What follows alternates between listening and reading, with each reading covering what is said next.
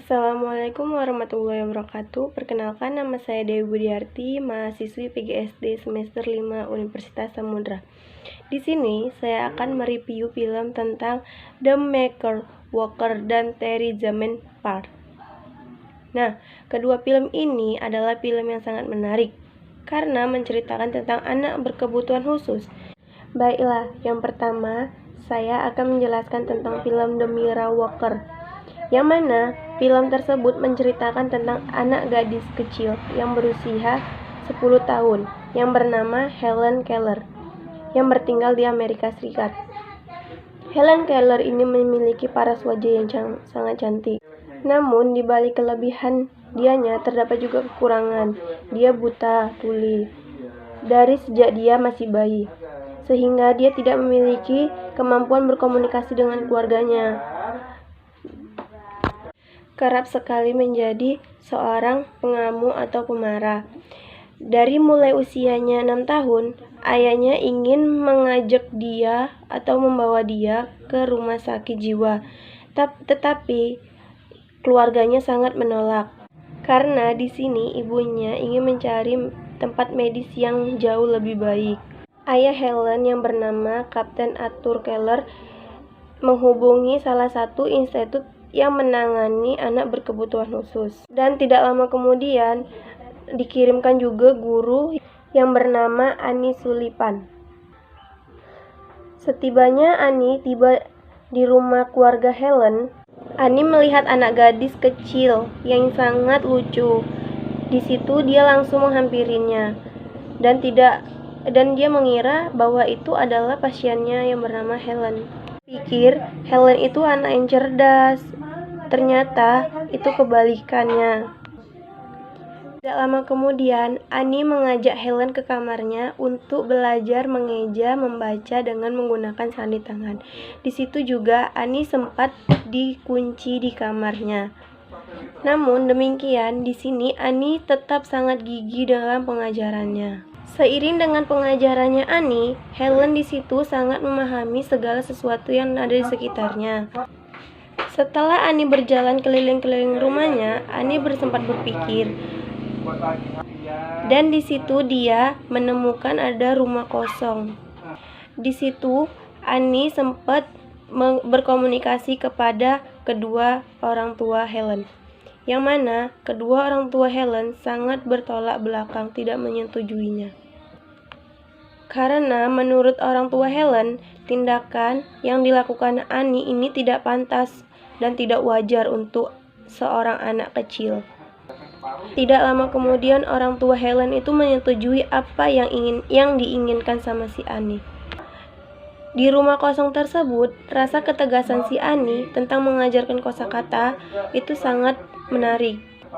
Terus mengajarkan kosakata, tata krama, dan bahkan tentang cara makan dianya. Semakin hari, si Helen ada kemajuan. Ia bisa makan dengan rapi, dengan teratur, dan dia bisa berkomunikasi dengan keluarga dia dengan menggunakan sandi tangan. Di situ juga Helen diajarkan menjahit oleh Annie. Di situ nggak lama kemudian ibu Helen sangat merindukan Helen. Nggak lama kemudian keluarga Helen menjemput Helen. Namun di situ juga Annie membujuk untuk meminta waktu tambahan karena menurut Annie itu Helen kurang mendapatkan pengajaran yang diberikan selama ini. Hingga pada akhirnya Annie membawa Helen menuju sumur pompa air yang terletak pada depan rumahnya. Setelah beberapa waktu kemudian dengan sumur pompa Helen dapat memahami apa selama ini yang dia dapat yang diajarkan oleh Annie. Dan kata pertama kali yang ia keluarkan adalah water. Setelah dia bisa mengucapkan kata pertama kemudian dia dibawa pulang oleh Annie ke rumahnya. Dan kemudian ia memeluk erat kedua orang tuanya dengan rasa kasih sayang dan bersyukur.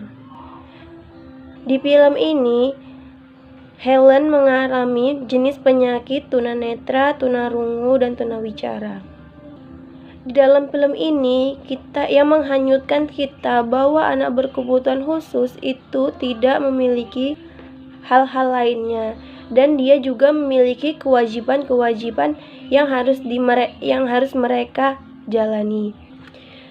Dan di dalam film ini, di sini saya sangat terinspirasi dengan sosok guru Helen, yaitu Annie. Berkat kesabaran dan ketegasannya, ia dapat membawa perubahan besar bagi hidup Helen. Nah, di sini saya akan nge-review film yang kedua. Yang film itu berasal dari India, yang berjudul Tare Zameen Par. Film ini menceritakan tentang sosok seorang anak laki-laki yang duduk di bangku kelas 3 SD yang bernama Ihsan. Di sini, Ihsan mengalami tidak bisa membaca dan tidak mengenal huruf atau susah membedakan mana huruf yang B dengan huruf D. Karena hal ini, Ihsan sering mendapatkan nilai yang sangat jelek. Dan di situ gurunya juga merasa geram karena Ihsan tidak bisa membaca. Namun menurut Ihsan, dia merasa kurang mampu di dalam bidang akademik dan dia memiliki kelebihan di dalam bidang melukis. Dan Ihsan sangat bertolak belakang dengan kakak kandungnya yang bernama Johan, karena Johan itu sangat pandai dan dia sering sekali mendapatkan peringkat di sekolah dia. Di sini Ihsan sering bolos sekolah dan ia sering kena hukuman oleh gurunya. Dan di situ Ihsan senang kalau dihukum sama gurunya. Sampai akhirnya kedua orang tua Ihsan itu mengetahui bahwa Ihsan itu sering cabut dan nakal di sekolah dia. Ayah Ihsan adalah orang yang sosok keras dan tegas dalam pendidikan. Sehingga ayah Ihsan berniatan untuk memasukkan Ihsan ke asrama. Ketika dia sudah di asrama, dia tidak akan berubah. Di dalam asrama, Ihsan pun sering juga dihukum karena dia tidak disiplin. Di situ juga Ihsan selalu berusaha, namun dia tidak mampu bahwa huruf yang diajarin dia sedang menari-nari di atas kepala. Dan tidak lama kemudian ada guru yang ingin mengajarin dia. Karena di sini sosok guru tersebut memiliki trik dan kemampuan tersendiri. Nama sosok seorang guru tersebut Pak Ram. Dia ingin membuat dan mengajarkan atau mengeluarkan imajinasi yang ada di pikiran mereka. Kemudian Ram mengerti keadaan Ihsan. Karena di sini Ram tersendiri memiliki latar belakang yang sama seperti Ihsan. Kesulitan membaca, menghitung, menulis. Ram berpikir anak itu memiliki imajinasi yang tinggi. Kalau ada orang yang tidak sabar, maka dia akan terjerat dalam ketidaktahuannya. Di sini, Pak Ram terus memberi support kepada Ihsan supaya membantu Ihsan dalam memecahkan masalahnya. Ram juga berhasil menyadarkan kedua orang tua Ihsan. Dan Ram juga memohon kepada kepala sekolah supaya Ihsan tidak dikeluarkan.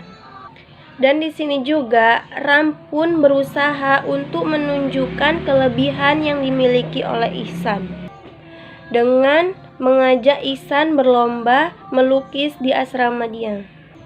Dan Ihsan menjadi pemenangnya. Hal tersebut membuat kemajuan dalam hidup Ihsan. Kesimpulannya, kita sebagai orang tua tidak bisa memaksa anak dalam ambisi yang kita mau. Dukunglah sesuai dengan kemampuan yang dimiliki dia. Film ini sangat cocok untuk seorang pendidik. Film ini juga mengajarkan kita tentang tata cara mendidik mereka. Demikianlah hasil review dari kedua film saya. Assalamualaikum warahmatullahi wabarakatuh.